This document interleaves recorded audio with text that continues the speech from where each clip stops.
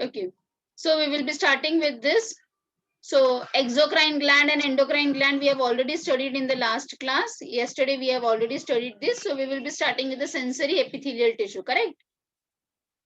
So as the name suggests, sensory epithelium. Sensory epithelium का मतलब क्या है? Which helps in the sensing the things. So we are having 5 sense organs, है ना? We are having skin, we are having eye, we are having nose, tongue, है ना? All these things we are having the sensory organs. So all these places, this sensory epithelial tissue has been present. Okay? Sensory epithelial tissue has been present all over these places. Understood?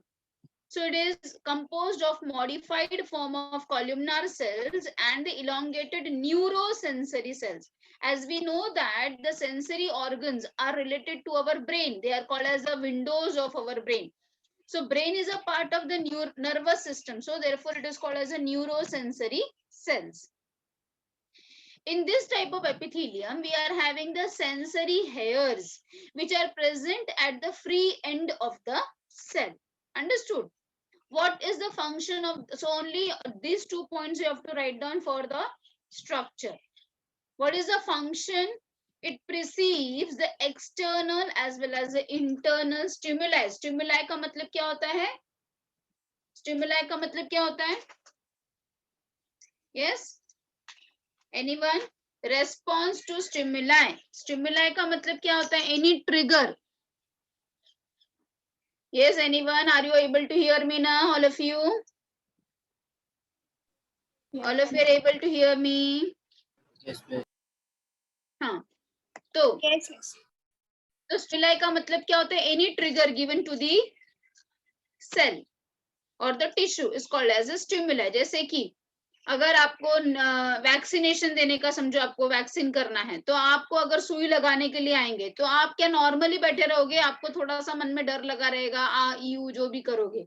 So pricking with a needle is a stimuli, and what is the response you are going to show? You will be little bit nervous. So response to stimuli. So this type of epithelium, they are found in our nose. Nose को हम olfactory भी बोलते हैं. Please note down. All of you, please note down. Nose is also called as olfactory. All of you note down. Ear is also called as auditory. And eye is also called as a photoreceptor. Photoreceptor. Photo का मतलब होता है light. Done? Yes, ma'am.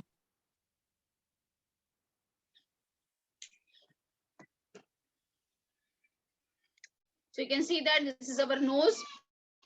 We can see this is the olfactory epithelium, and which has been connected to the brain. Next, very important, this is the germinal epithelium. This germinal epithelium you will come across in your 12th standard when you will be learning the reproductive system. 12th standard में आपको reproductive system detail में पढ़ने के लिए है. तो तब आप testes और ovary के बारे में detail में पढ़ोगे. So you will be learning that कि how the sperms and eggs are been formed in the testes and ovary. So that time you will come across with this term, that is a germinal epithelium.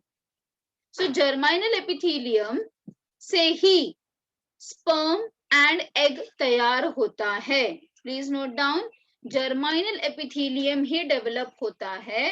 यही cells divide होते हैं meiotically. Meiosis का मतलब क्या होता है? Half set of chromosome. So meiotically ये divide होंगे और हैप्लॉइड गैमेट्स तैयार होते हैं. हाफ सेट ऑफ गैमेट्स तैयार होते हैं. गैमेट्स का मतलब क्या होता है? मेल गैमेट जिसको हम स्पर्म बोलते हैं और फीमेल गैमेट जिसे हम एग कहते हैं.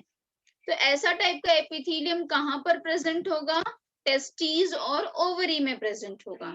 तो आप ये जो देख पा रहे हो in the lining of seminiferous tubule, ये seminiferous tubule is a lining of the testes. So please note down. Seminiferous tubule किसका पार्ट है? टेस्टीज का पार्ट है. और सिमिलरली एग बनाने में भी ये मदद करता है. तो इनर लाइनिंग ऑफ ओवरी में भी ऐसा टाइप का एपिथेलियम प्रेजेंट है. Understood? Yes, ma'am. Yes, ma'am. Now, we have completed with all the types of the simple epithelium. So you have learned, you have written in the last lecture, आपने लिखा था 7 type के simple epithelium. तो यहाँ तक हमारा simple epithelium खत्म हो गया. अब हम शुरू करेंगे कंपाउंड एपिथेलियम की तरफ. तो कंपाउंड एपिथेलियम मैंने आपको क्या बताया था? It is multi layer. Layer के ऊपर लेयर है, और जो सबसे नीचे वाला लेयर है वो बेसमेंट मेम्ब्रेन के ऊपर है. ठीक है. So compound epithelium is made up of more than one layer of cell, thus has a limited role in the secretion and the absorption. इसका मेन काम क्या है कंपाउंड एपिथेलियम का? प्रोटेक्शन करना. किस चीज से प्रोटेक्शन करना? कोई केमिकल चीज से या मैकेनिकल स्ट्रेस से अपने बॉडी को प्रोटेक्ट करना. तो जो हमारा स्किन है, skin is a type of the compound epithelium. तो हम स्किन का देखते हैं. जो हमारे स्किन में प्रेजेंट है उसे कहते हैं स्ट्रेटिफाइड एपिथेलियम. स्ट्रेटा का मतलब होता है बायो में लेयर्स. सो स्ट्रेटिफाइड एपिथेलियम का मतलब है लेयर के ऊपर लेयर वाला एपिथेलियम. अच्छा, तो ये समझने के पहले शो यू दिस डायग्राम. आपको डायग्राम से ज्यादा अच्छे से समझ में आ जाएगा, फिर हम थियोरी पार्ट देखेंगे. तो आप देख सकते हो इस डायग्राम में जो रेड कलर का नीचे वाला पार्ट है उसको हमने क्या नाम दिया? Stratum basale. फिर उसके बाद है स्ट्रैटम स्पिनोसम, फिर है granulosum, then lucidum, and next is the corneum. इस कॉर्नियम में आप क्या देख पा रहे हो बेटा? जैसे जैसे ये सेल्स ऊपर की तरफ आ रहे हैं, आप देख सकते हो रेड में न्यूक्लियस है, ये ब्राउन में भी न्यूक्लियस है. अब धीरे धीरे ग्रीन में आप देख सकते हो कि सिर्फ साइटोप्लाज्म रह गया है. लूसीडम में भी सिर्फ साइटोप्लाज्म रह गया, न्यूक्लियस तो दिख ही नहीं रहा. और कॉर्नियम में आप क्या देख पा रहे हो कि न्यूक्लियस भी नहीं है, साइटोप्लाज्म भी नहीं है. तो ऐसे सेल्स को आप क्या सेल्स बोल सकते हो? जिसमें ना न्यूक्लियस है ना साइटोप्लाज्म है. ऐसे सेल को हम डेड सेल्स कहेंगे, है ना? क्या कहेंगे? डेड सेल्स कहेंगे. तो आपको पता होगा कि हमारे स्किन पे मतलब हर दूसरे तीसरे दिन पर क्या होता है? डेड सेल्स रिमूव होता है. ठीक है, डेड सेल्स रिमूव होता है. तो this are the dead cells which are been called scientifically as the stratum corneum. जो नीचे वाले सेल्स होते हैं, क्योंकि उसमें न्यूक्लियस है, तो they are been called as a germinativum, क्योंकि वो जर्मिनेट हो रहा है. मतलब कि ये कैसा पैटर्न है? ये नीचे से ग्रो कर रहा है, ग्रो कर रहा है, ग्रो कर रहा है, और जो ऊपर तक पहुंच रहा है वो डेड हो जा रहा है. फिर नीचे से नीचे वाले नए नए सेल्स है, फिर थोड़े जूने, फिर एकदम ऊपर एकदम जूने वाले सेल्स हैं. तो देखो अब ये, so nucleus is present in the stratum germinativum, जिसे हम बेसाली सेल कहते हैं. तो ये वाले बेसाली सेल्स है, रेड वाले बेसाली सेल्स को ही हम क्या कहते हैं? जर्मिनेटिवम, क्योंकि ये जर्मिनेट हो रहा है, ग्रो कर रहा है. Cells at the free surface become flat and they don't have nucleus, which is called as a stratum corneum. So you must have seen this diagram also, जिसमें ना nucleus है ना dead cells. ऐसे sales का, ऐसे epithelium का काम क्या होता है? प्रोटेक्शन. ये कहाँ कहाँ पर प्रेजेंट है? हमारे पूरे स्किन में यही प्रेजेंट है, हमारे इसोफेगस में है. कॉर्निया कहाँ होता है? हमारे आईज में होता है. फीमेल के रिप्रोडक्टिव सिस्टम में दैट इज वजाइना और रेक्टम में भी प्रेजेंट है. Extra points. Stratum germinativum is made up of germinative or basal keratinocytes. These cells are actively dividing to provide new cells to replenish lost skin from the normal shedding. And the stratum corneum is the outermost layer of the skin. It serves as a primary barrier between the body and the environment. Okay, so just go through this PPT. Any doubt you can just ask me.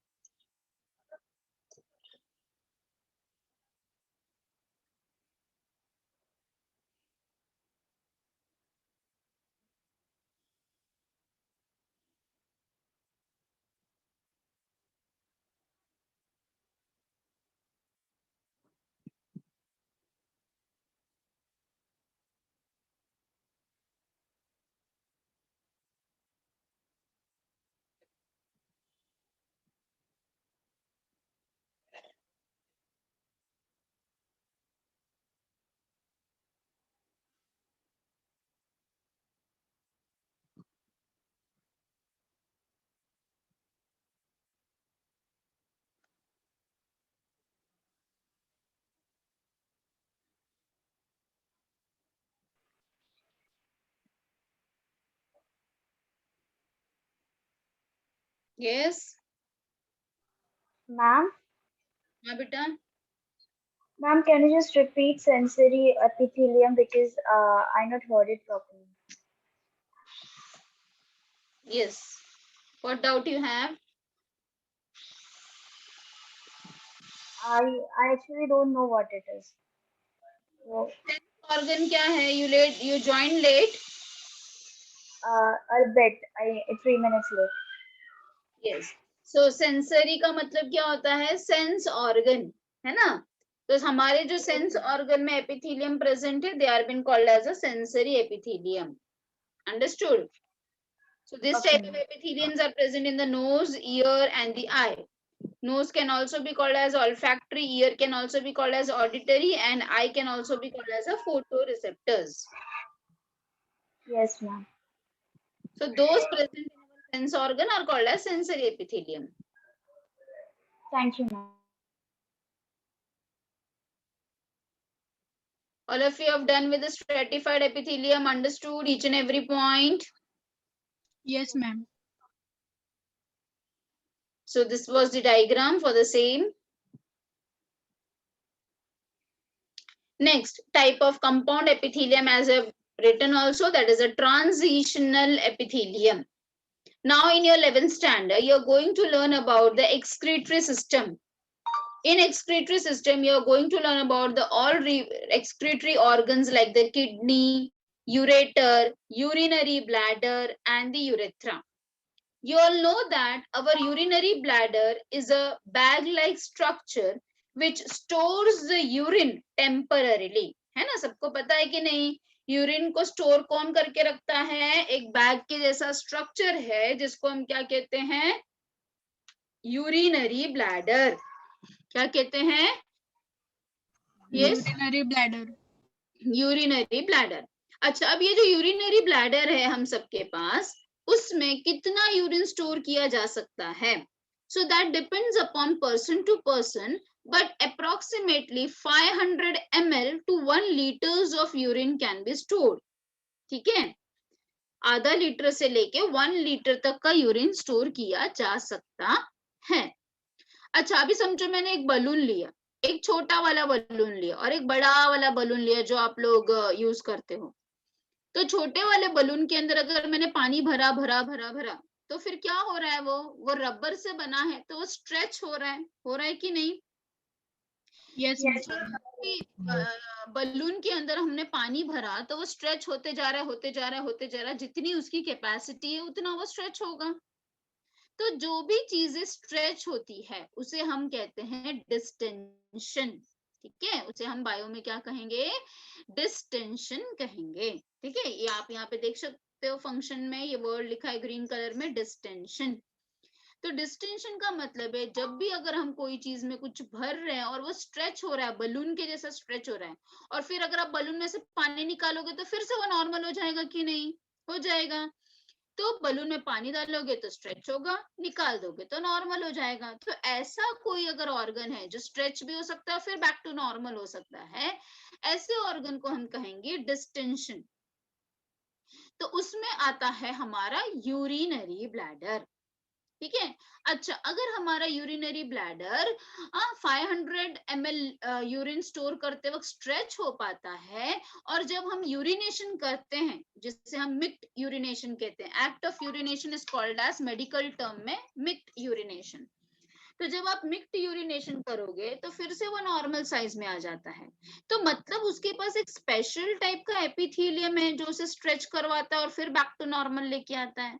तो उसी special type के epithelium को हम transitional epithelium कहते हैं. ठीक है? So structure of the transition epithelium is same like that of the stratified epithelium. ठीक है? स्ट्रक्चर तो सेम है पर फंक्शन अलग है. यहाँ पे क्या है? The cell can undergo a change in their shape and structure that depending upon the degree of stretch. कितना यूरिन स्टोर हो रहा है? ज्यादा होगा तो ज्यादा स्ट्रेच होगा, कम होगा यूरिन स्टोर तो कम स्ट्रेच होगा. ठीक है? So this is called as a distension of the organ. Example is a urinary bladder. So just go through this also. आपका रीड करके होता है ना बेटा, तो प्लीज टेल मी कि डन. ठीक है? So that I can go to the next slide.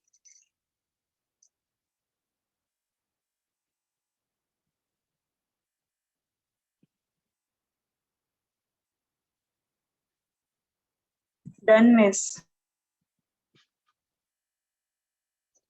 Okay, good. So this was the diagram. You can see here tissue not stretch, तो इतना मोटा है, पर जब अगर टिश्यू को स्ट्रेच किया जाएगा तो इतना पतला हो जा रहा है. अंडरस्टूड? लाइक अपना व्हाट टू से, लाइक अपना घर का जो गादी वगैरह होता है, गादी को अगर हम नॉर्मल बैठ रहे हैं तो वो बड़ा रहता है, पर अगर उसके ऊपर कोई बहुत बैठ गया तो फिर वो ऐसा छोटा हो जाएगा. तो this is what is like our urinary bladder.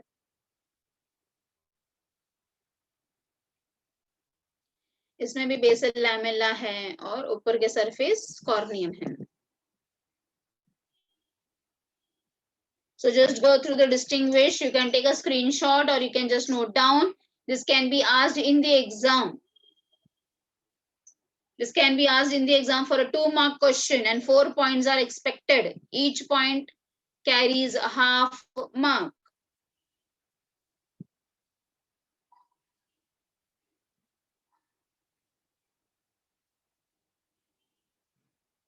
So simple is made up of single layer of cell. Compound is made up of many layers of cell. Because simple is made up of single layer of cell, all the cells are resting on the basement membrane. But in compound epithelium, only the lowermost layer is resting on the basement membrane. However, the basement membrane is not present in the transitional epithelium. Very important question for MCQ. MCQ के लिए important question है. कौन सा epithelium है जिसमें basement membrane नहीं है? So it is a transitional epithelium. Where is a simple epithelium present? It is covering the moist surface. Where जहाँ पे बहुत wear and tear की जरूरत है और यहाँ पे ज्यादा wear and tear. It is absorptive, secretive and it is only protective. हो जाएगा बेटा लिख के तो मुझे बताना please.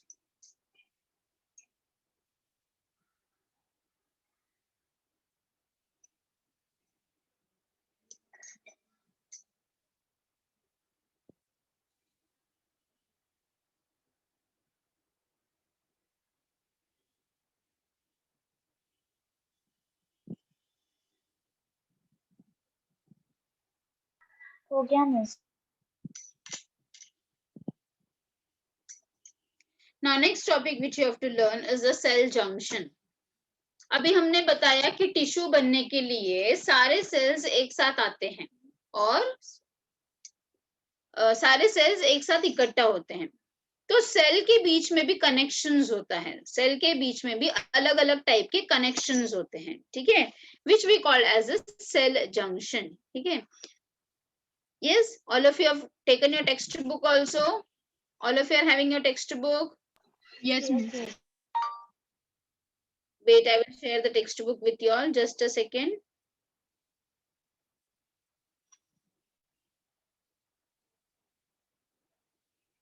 Till then, you can just revise that part.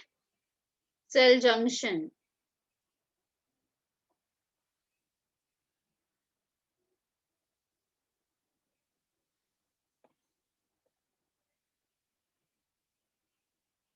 What is the page number, beta?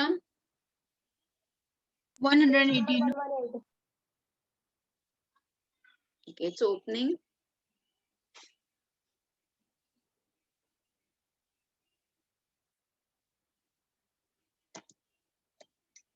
All the diagrams are important over here.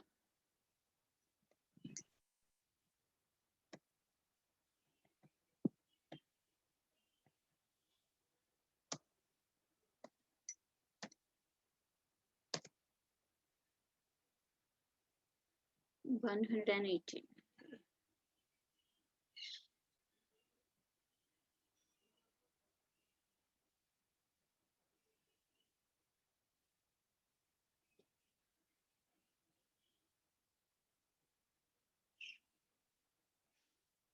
Okay, now all of you can see the textbook also now. See, for the cell junction, only this much paragraph has been given in your textbook. So, पहले मैं आपको textbook से बता देती हूँ, then I will go back to the PPT. तो cell junction क्या है? Epithelial cells are connected to each other laterally as well as to the basement membrane by a junctional complex which is called as a cell junction. तो जो भी epithelial cells हैं वो बाजू बाजू में, लैटरली का मतलब है एक दूसरे से बाजू बाजू में कनेक्टेड है, हाँ, बेसमेंट मेम्ब्रेन के साथ बाय सम जंक्शन कॉम्प्लेक्स. तो कौन कौन से जंक्शन है वो भी हम पढ़ेंगे. That is what is called as a cell junction. So 1 mark question, you all can note down, you have to write down cell junction का definition. तो पहले हम देखते हैं tight junction. You can see this diagram nicely and properly. सबका एक abbreviation है TGS, tight junction. ये जो जंक्शन है इसके वजह से सेल के अंदर पोलैरिटी रहती है, prevents lateral diffusion of protein and ions. तो लैटरल डिफ्यूजन, डिफ्यूजन का मतलब तो आपको पता है ना बेटा, डिफ्यूजन मतलब एक मेम्ब्रेन, सेल मेम्ब्रेन से दूसरे सेल मेम्ब्रेन को जाने को हम डिफ्यूजन कहते हैं. सो ये क्या करता है, ऐसे टाइप का जो सेल जंक्शंस है वो क्या करता है, it prevents the lateral diffusion of the proteins and the ions. So only this paragraph you have to learn. Next is see this one, that is the gap junction. You can see the gap in between. So intercellular connection allows passage of ions. सिर्फ क्या किस चीज को यहाँ से allow करता है, सिर्फ आयंस के पैसेज को अलाउ करता है या फिर छोटे छोटे मॉलिक्यूल्स को बिटवीन द सेल. ठीक है, तो आपको उसके सिर्फ फंक्शन ही पढ़ना है. यहाँ पे ये प्रिवेंट करता है आयंस एंड प्रोटीन्स का, जबकि गैप जंक्शन अलाउ करता है passage of ions and some small molecules. ठीक है. Next adherent junction. Adherent junction का डायग्राम आप देखो, नीचे ये वाला डायग्राम है. So it involves in various signalling pathway. ये सिग्नल देने में, एक सेल को दूसरे सेल में जो सिग्नल देना है तो उसके लिए ये मदद करता है. Desmosome, they provide mechanical strength to the epithelial tissue. साथ में कार्डियक मसल में भी होता है. और मेनिंजिस, कार्डियक मसल किधर होता है, अपने हार्ट के मसल को हम कार्डियक मसल कहते हैं. और मेनिंजिस क्या होता है बेटा, meninges is the covering of our brain and spinal cord. हमारे ब्रेन और स्पाइनल कॉर्ड का जो कवरिंग होता है उसे हम कहते हैं मेनिंजिस. तो इन सब जगहों पे, मतलब अपने हार्ट में, हमारे एपिथेलियल टिश्यू में, हमारे ब्रेन में, हमारे स्पाइनल कॉर्ड में, हर जगह ऐसा डेस्मोसोम्स प्रेजेंट होते हैं, क्योंकि इसका काम क्या है, मैकेनिकल स्ट्रेंथ प्रोवाइड करना. फिर आता है हेमीडेस्मोसोम्स. तो ये क्या करता है, it allow the cell to strongly adhere, adhere मतलब चिपक के रहना, to the underlying basement membrane, जिसकी वजह से क्या मेंटेन होता है, टिश्यू का होमियोस्टेसिस मेंटेन रहता है by signalling. Understood? Yes. So just go through all of you all the points.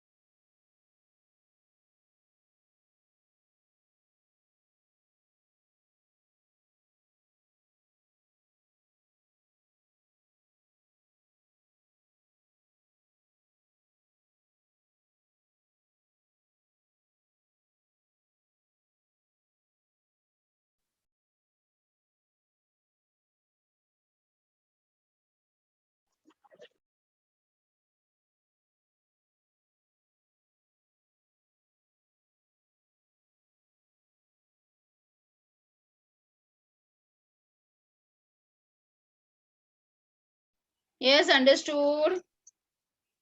Yes, miss. ठीक है, तो you have to draw all these diagrams and you have to write down about all these cell junctions.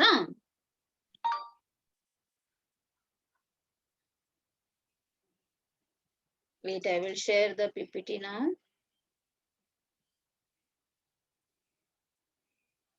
So this is the diagram with everything, with all the type of junctions. So tight junctions, it maintains the cell polarity and prevents the lateral diffusion of proteins and ions. Gap junction क्या करता है? Allow करता है. ये prevent करता है या allow करता है? एडरेंट सिग्नलिंग में मदद करता है. You can see the diagram nicely and properly. Zoomed diagram. Gap junction.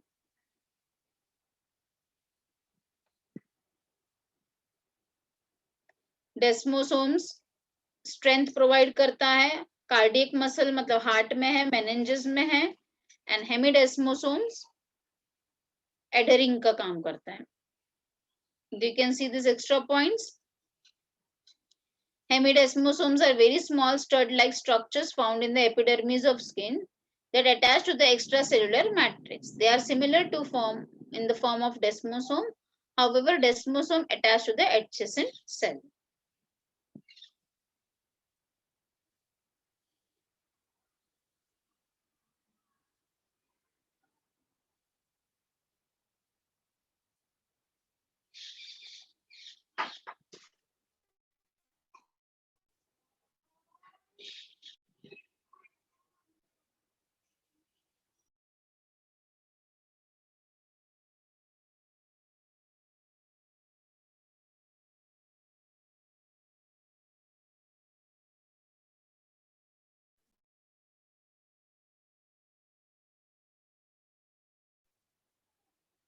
Yes, you can see this diagram with all the things. Now, next topic which we are going to learn is the connective tissue. We are finished with the epithelial tissue. Now we are going to start with the connective tissue. As the name suggests, connective tissue is going to connect all parts of the body. Okay. So this type of tissue is the most abundant. बहुत ज़्यादा present है, सब जगह present है, and इसमें बहुत सारे varieties of all tissue types in the body. It also has the widest variety of the function also. Okay, so we will be learning different types of this connective tissue.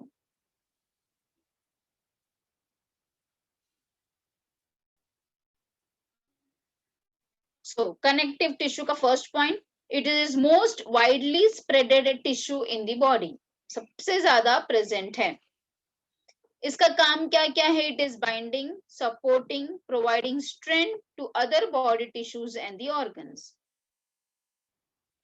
The most important point about this tissue is इसके अंदर varieties of cells हैं और दो type के fibres है. अब ये fibres और सेल्स को आपको अच्छी तरह से दिमाग में फिट करके रखना है. क्या है इसमें? कनेक्टिव टिश्यू के अंदर अलग अलग टाइप के सेल्स हैं और दो टाइप के फाइबर्स हैं. कौन से दो टाइप के फाइबर्स होते हैं? White fibre and yellow fibre. मैं भी आपको आगे बताऊंगी. These are embedded in the abundant intracellular substance which is called as a matrix. मतलब कनेक्टिव टिश्यू कैसा दिखता है? बहुत सारे अलग अलग टाइप के सेल्स हैं, व्हाइट फाइबर, येलो फाइबर है और साथ में बहुत ज्यादा मैट्रिक्स प्रेजेंट है. जबकि हमने एपिथेलियल टिश्यू में क्या पढ़ा था कि मैट्रिक्स एकदम कम है, बहुत कम है. जबकि कनेक्टिव टिश्यू में हम क्या पढ़ रहे हैं? एबेंडेंट, बहुत ज्यादा मैट्रिक्स प्रेजेंट है. Understood? Okay. Yes. Now connective tissue का काम क्या है? It is protects the vital organ of the body. It is highly vascular. Again, epithelial tissue और connective tissue में यहाँ पे एक फर्क है. देखो वापस, epithelial tissue में आपने देखा था कम मैट्रिक्स, यहाँ पे ज्यादा मैट्रिक्स. epithelial tissue में मोस्टली एक ही टाइप के सेल्स से, यहाँ पे varieties of cells हैं. epithelial tissue को हमने अवैस्कुलर बताया था, इसको हम वैस्कुलर बता रहे हैं. Vascular means rich in blood supply. सिर्फ इसमें एक एक्सेप्शन है, दैट इज द कार्टिलेज. इसका काम क्या है? पैकिंग मटेरियल का काम करता है और हीलिंग प्रोसेस में मदद करता है. सो just go through all of you.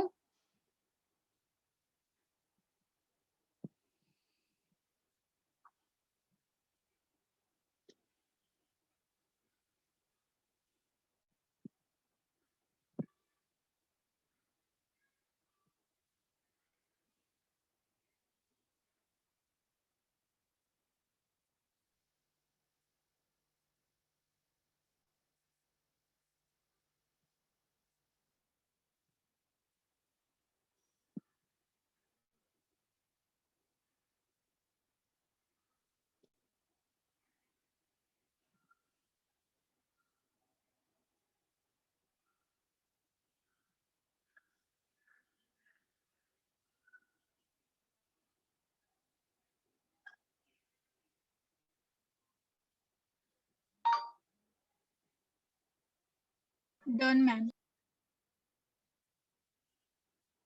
चलो अभी अपने नोटबुक में लिखो ये, all of you write down in your notebook. मैं जैसे बता रही हूँ वैसे लिखते जाओ पहले आप। Right down connective tissue at the centre of your page. Right down connective tissue at the centre of your page. उसको 3 पार्ट में डिवाइड करो। Right down connective tissue proper, फिर बीच में लिखो सपोर्टिंग कनेक्टिव टिश्यू और लास्ट में लिखो fluid connective tissue. कैसे लिखोगे आप? कनेक्टिव टिश्यू को सेंटर ऑफ योर पेज में लिखोगे और उसको 3 पार्ट में 3 ब्रांचिंग करो उसके। With your scale and pencil, do 3 branching.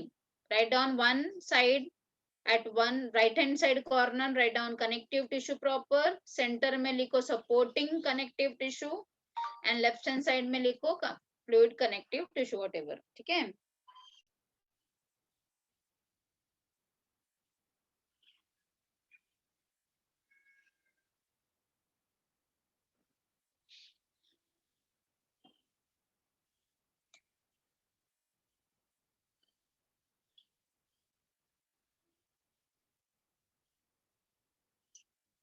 लिखा इतना?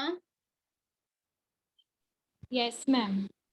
अच्छा, अब कनेक्टिव टिश्यू प्रॉपर को भी 2 पार्ट में डिवाइड करो। कनेक्टिव टिश्यू प्रॉपर को 2 पार्ट में डिवाइड करो।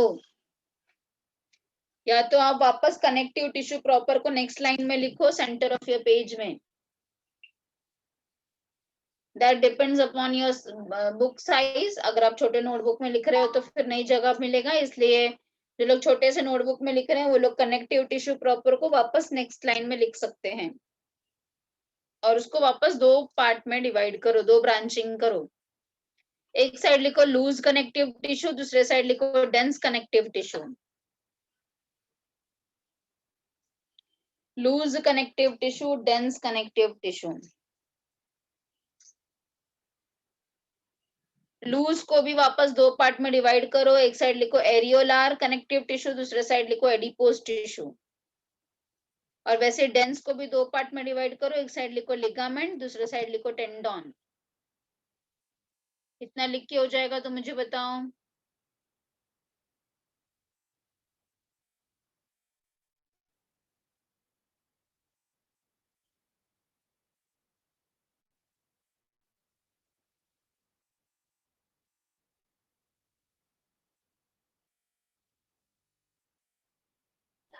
Miss done.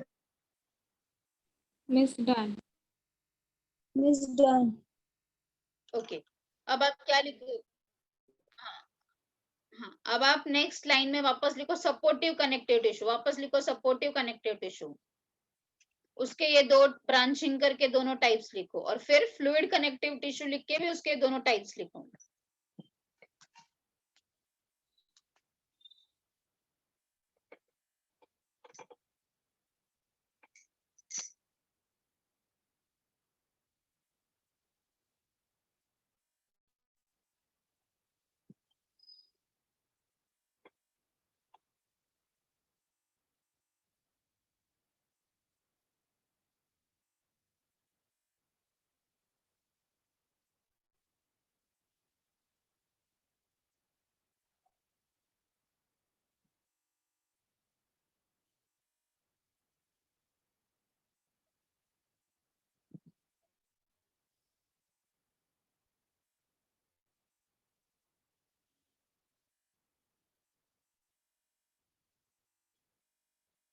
Done, Miss.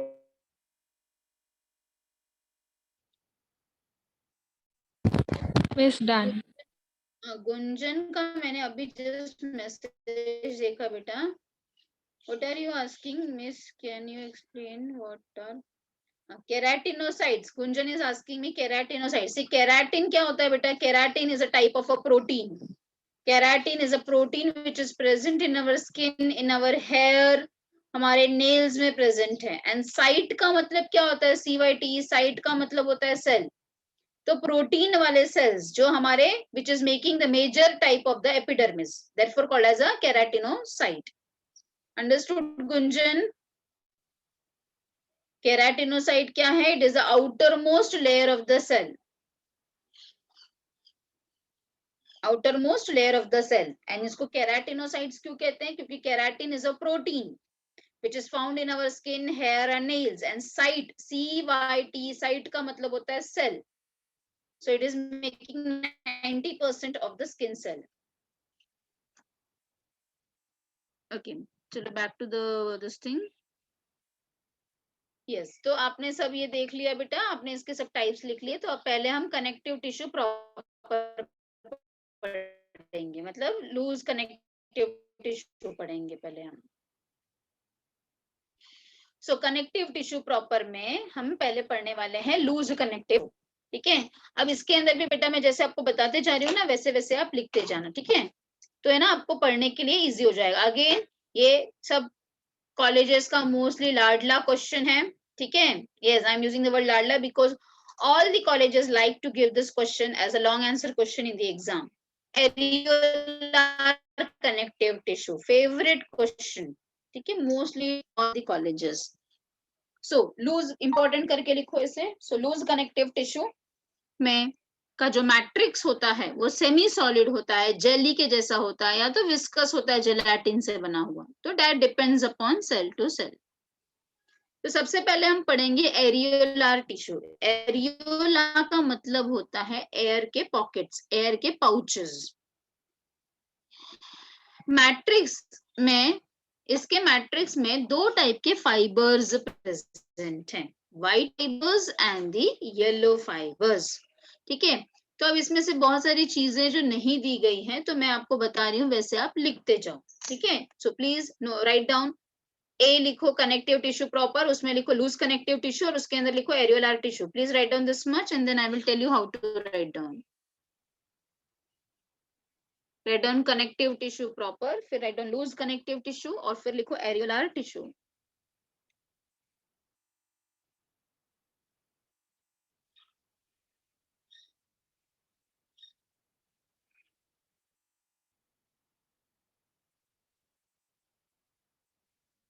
देखो आपके टेक्स्ट बुक में ऐसे पैराग्राफ वाइज फॉर्म में दिया है तो समझना थोड़ा सा डिफिकल्ट हो जाता है, इसलिए मैं आपको बता रही हूँ कि आप कैसे कैसे लिखोगे. ये वाला डायग्राम तो इम्पोर्टेंट है बहुत ड्रॉ करना. हाँ, लिखा सबने इतना? Yes, ma'am. हाँ, तो पहले आप हेडिंग डालो matrix. Matrix, put a dash and write down made up of two types of fiber.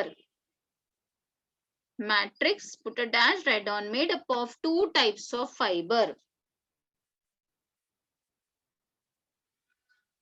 जहां पे आपने फाइबर लिखा है उसको दो बाइफर्केशन करो, दो पार्ट में डिवाइड करो. एक साइड लिखो व्हाइट फाइबर, दूसरे साइड लिखो yellow fibre.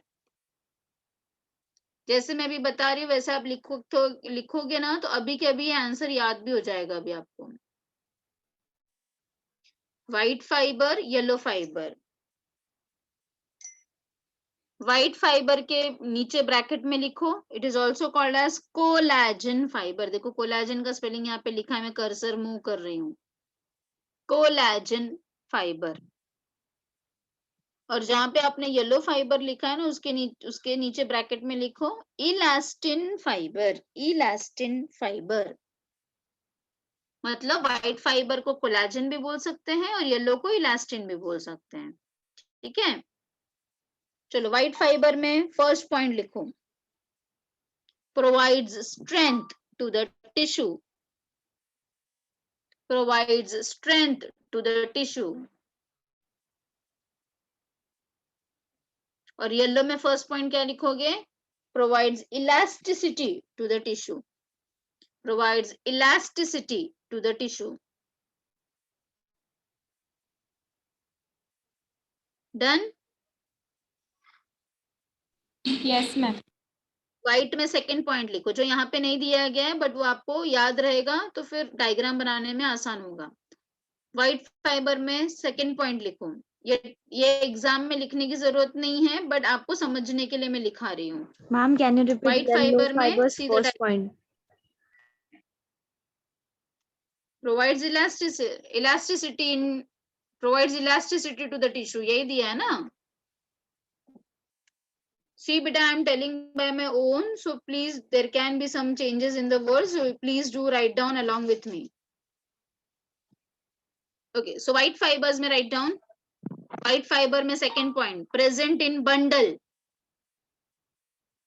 Present in bundles. And yellow fiber में लिखो present single. Yellow में In? लिखो After in. हाँ Ma'am, what did you said after in? Present in yellow fiber. which point बेटा? Ma'am, now what you were telling? Present in single. Single white वाला bundle में है और yellow वाला single है. समझा? Okay, ma'am. व्हाइट वाला बंडल्स में प्रेजेंट होता है, ग्रुप में प्रेजेंट होता है, जबकि येलो फाइबर वाला अलग अकेला अकेला रहता है, सिंगल सिंगल रहता है. और क्या पॉइंट है व्हाइट फाइबर में? लिखो second third point. White fibre में थर्ड पॉइंट, अनब्रांच्ड, बिना ब्रांच वाला, अनब्रांच्ड.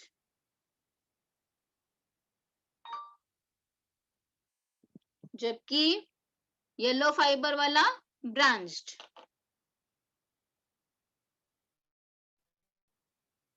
अंडरस्टूड? Yes, ma'am. चलो अब लीव दैट लाइन, वो लाइन को छोड़ो. नेक्स्ट लाइन में लिखो this tissue contain, this tissue मतलब areolar tissue contains 4 types of cell, contains 4 types of cell, 4 types of cell.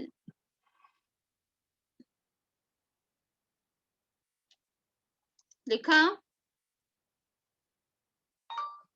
Number Yes, 1 return. Number 1 fibroblast. ये देखो मैं यहाँ पे लेबलिंग में मूव कर रही हूँ डायग्राम में. फाइब्रोब्लास्ट लिखो, फाइब्रोब्लास्ट.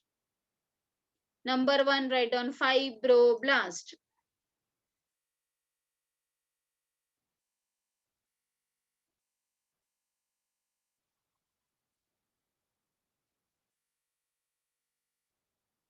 उसका काम लिखो, put a dash and right on. Produce fibre, produce fibre.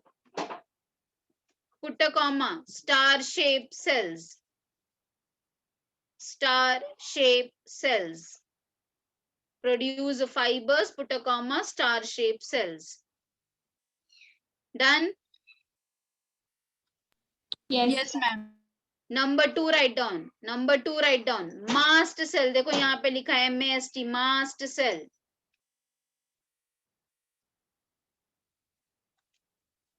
Put a dash and write down. Oval cells, oval, अंडे के जैसा, oval cells.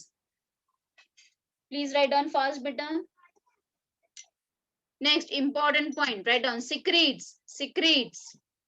ये देखो मैं यहाँ पे मूव कर रही हूँ कर्सर को टेक्स्ट बुक में. secretes, heparin and histamine, heparin and histamine, these are 2 proteins.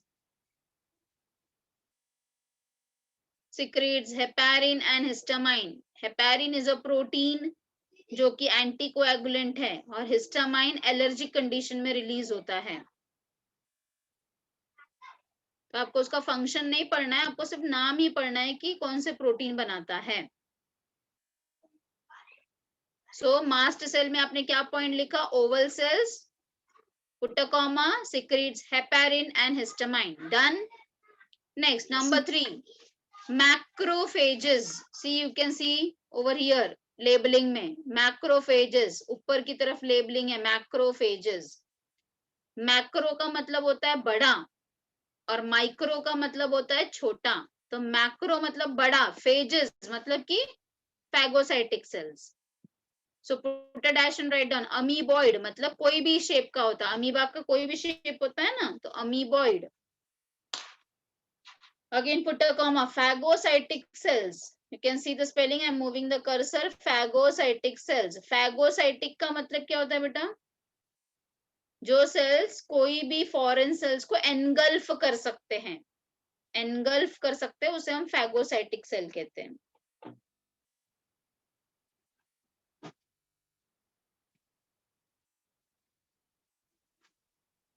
Number 4, fat cell. Fat cell.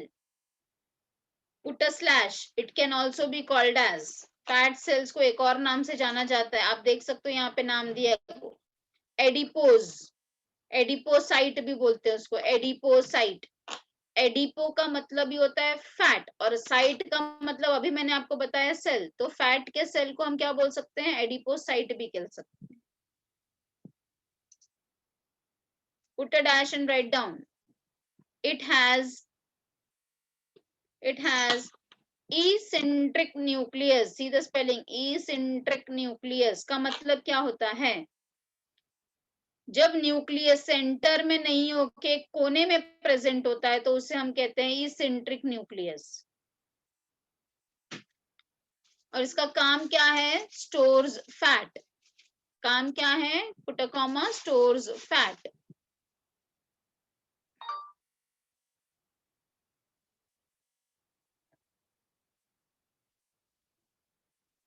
So I hope आप लिखते लिखते समझ भी गए होंगे सब चीजों को। तो 4 टाइप के सेल्स है, 2 टाइप के फाइबर हैं, समझा।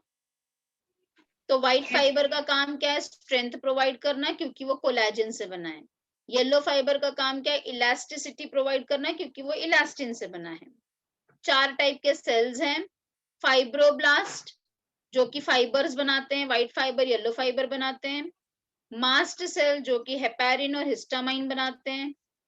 मैक्रोफेजेस जिनका काम फैगोसाइटिक है, मतलब कोई भी फॉरेन सब्सटेंस को एनगल्फ कर लेते हैं, स्टोर करके रखना, understood.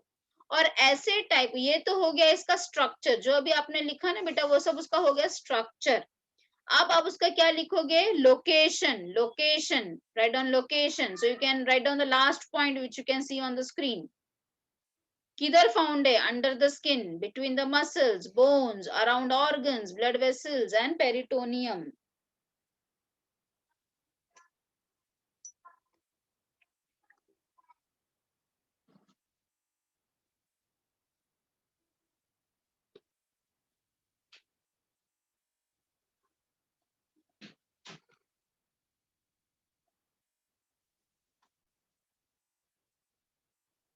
What is peritoneum?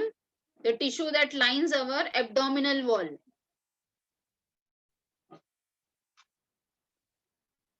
Yes, जो भी टिश्यू हमारे एब्डोमिनल वॉल को कवर करते हैं, या फिर जो भी ऑर्गन्स हमारे एब्डोमेन में हैं उसको कवर करते हैं, उसे हम पेरिटोनियम कहते हैं।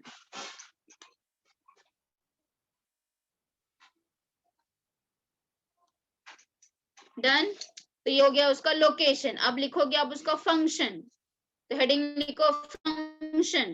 तो फंक्शन में क्या लिखोगे, it act as a packing material, helps in healing and connecting the different organs or layers of the tissue.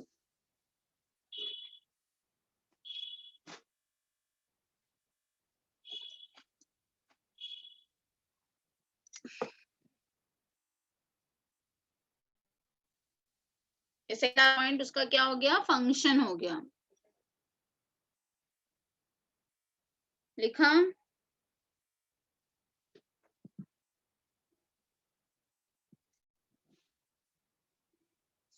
done childrens? No, Miss.